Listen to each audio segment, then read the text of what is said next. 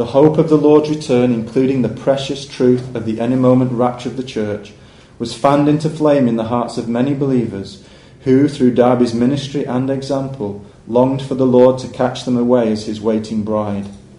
However, Darby understood more clearly than most that there was another hope which Christ's return would realise, namely the promised regathering of the flock of Israel to the shepherd of Israel, a hope which the church today, I believe, needs to recognise and proclaim while there is still time. During the Second World War and at the height of the Holocaust, approximately 5,000 Jewish refugees found sanctuary in the homes of villagers in the remote mountain village of Le Chambon in southeastern France. Among the villagers were Darbists, or followers of Darby's teaching, who, according to Jewish author Philip Halley, sheltered Jews from the Nazis on their farms because of the special sympathy they had for the Jewish people. As Halley explained, believing that every word of the Bible was inspired by God, the Darbists had a thorough knowledge of the history of the Jews as that history is told in the Old Testament.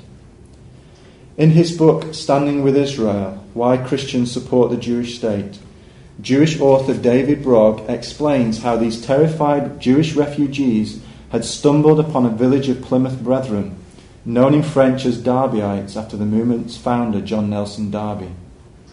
Here in the heart of Vichy, France, was a settlement of religious Protestants who rejected replacement theology and believed instead that the Jews were the chosen people of God. As Brogg concluded, in the midst of a genocide, the theology of the Plymouth Brethren had led these brethren families to quite literally embrace the Jewish people. In Brogg's estimation, Darby's view of the Jewish people was revolutionary. Here in the heart of Nazi-controlled France, it helped save many Jewish lives. Protestant pastor and soul of Le Chambon, André Trocmé, who was not a member of the Brethren but who coordinated the shelter of these Jews, was posthumously awarded the Medal of Righteousness by Israel in 1972. When the Vichy authorities discovered what was happening in his village, they demanded that Trocmé cease his activities. This was his response, a response which led to his arrest and internment in a concentration camp. These people came here for help and for shelter. I am their shepherd. A shepherd does not forsake his flock. As the atrocities of the Holocaust were being perpetrated, many of the villagers of Le Chambon put Darby's theology into practice. It is a fitting tribute not only to these villagers, but to Darby himself, that these righteous acts have been recognised by the Department for the Righteous Among the Nations at Yad Vashem, the Holocaust Martyrs and Heroes Remembrance Authority in Jerusalem. They have been described by the department's former director and Holocaust historian Mordecai Paldiel as, quote, probably the most celebrated case of Christian charity in the history of the Holocaust. In July this year, I had the privilege of returning to Yad Vashem, where I gave a workshop to delegates of the 6th International Conference on Holocaust Education. There I told the story of Le Chambon in order to help Jewish delegates in particular understand that there has been and always will be a false church which masquerades as Christian in its doctrine of and attitude towards Israel, but that there has also been a true church, a true face and voice of Christianity which has faithfully represented the person and teaching of Jesus the Messiah.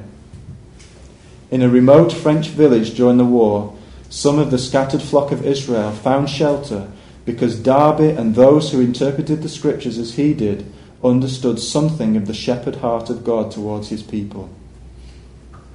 3 weeks ago, I stood in the grounds of Treblinka, Sobibor, Majdanek, Belzec and Auschwitz, where at the time of the Le Chambon rescue, an unimaginable and incomprehensible number of that same Jewish flock were being led like lambs to the slaughter. Much of the church, not to mention the world, either cowered in silence or looked on with cold indifference, moved only when pictures of piles of bones and scattered corpses were broadcast from Belsen by the Allies at the end of the war. By then it was too late. Can these bones live? The prophet Ezekiel was asked. Can these bones live? I believe the church of our generation is being asked today. Ezekiel's answer was Darby's answer, and should, I believe, be the answer of every Bible-believing Christian at a time such as this. Sovereign Lord, you alone know.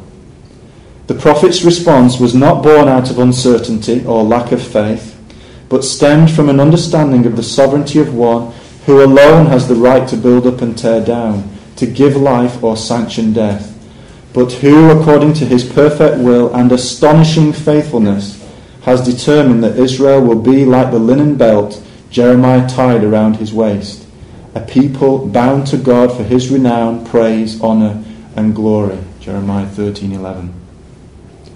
3 years after Auschwitz, the nation of Israel was reborn.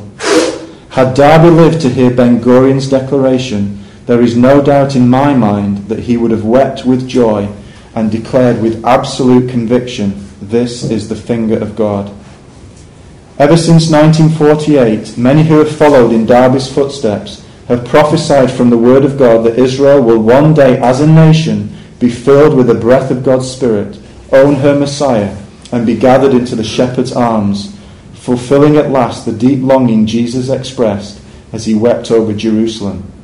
O Jerusalem, Jerusalem, you who kill the prophets and stone those sent to you, how often I have longed to gather your children together, as a hen gathers her chicks under her wings, but you are not willing. Look, your house is left to you desolate. For I tell you, you will not see me again until you say, Blessed is he who comes in the name of the Lord. Then it shall be for the world what the Apostle Paul prophesied, life from the dead. As the time of great distress, unequalled from the beginning of the world until now, and never to be equalled again, fast approaches, a time prophesied by Daniel, referred to by the Lord, and understood by Darby to be the time of great tribulation that will soon engulf the Jewish people and the nations of the world, the question must be asked, does the church care? There is one who does care, who was himself led like a lamb to the slaughter, but whose death was ordained by God for the transgression of his people. One day the flock of Israel shall look upon the one they have pierced and mourn for him as for an only child. Zechariah 12:10. In turn he will hear their cry, deliver them, and gather them to himself, just as he promised. For this is what the sovereign Lord says, I myself will search for my sheep and look after them. As a shepherd looks after his scattered flock when he is with them, so will I look after my sheep. I will rescue them from all the places where they were scattered on a day of clouds and darkness.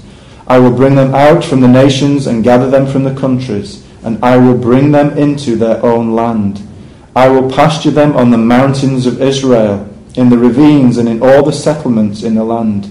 I myself will tend my sheep and make them lie down, declares the sovereign Lord. I will place over them one shepherd, my servant David, and he will tend them. He will tend them and be their shepherd. Then they will know that I am the Lord, when I break the bars of their yoke and rescue them from the hands of those who enslave them. They will no longer be plundered by the nations. Then they will know that I, the Lord their God, am with them, and that they, the house of Israel, are my people, declares the sovereign Lord. You, my sheep, the sheep of my pasture, are people, and I am your God, declares the sovereign Lord. Ezekiel 34:11-31. John Nelson Darby died on the 29th of April 1882 at Sundridge House in Bournemouth, the home of his friend Mr. Hammond. He was 81 years old. At the prayer meeting shortly before the funeral, Darby's farewell letter was read out. My beloved brethren, after years of communion in weakness, I have only bodily strength to write a few lines, more of affection than aught else. I bear witness to the love not only in the Lord ever faithful, but in my beloved brethren in all patience towards me.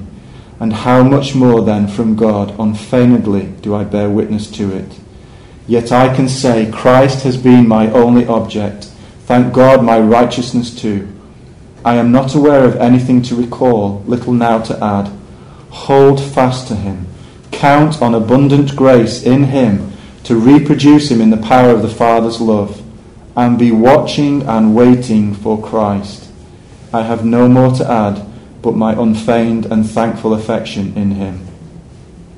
At the funeral, attended by upwards of 1,000 people, Mr. C. Stanley read from John 14, 1-3 and 1 Thessalonians 4, 14-17, and, quote, in a few words, referred to our departed brother as having been the means of reviving the truth as to the Lord's coming.